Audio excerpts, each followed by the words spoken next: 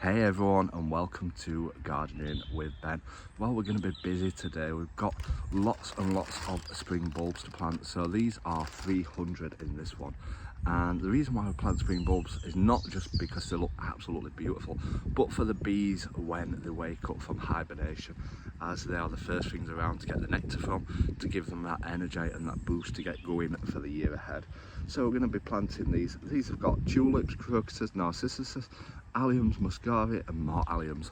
So usually we plant the taller ones at the back and the smaller ones at the front so that you can see them when they come out. We've also got lots of other things. We've got like tulips, we've got some more narcissuses. So yeah, we've got absolutely loads to plant. So hopefully we're going to have this looking absolutely gorgeous at springtime. So let's get these bulbs planted. So we've cleared all the front area of all the weeds what were around and left in the bits that we want. So we need to get these laid out and positioned to where we want to get them planted. We probably won't be able to get them all planted on the front, but we'll give it a try and see how many we get in here. So we've got all our bulbs positioned now. So now that we've positioned them all, we just need to bury them and make sure they're deep enough, ready for them to start growing and flower in springtime.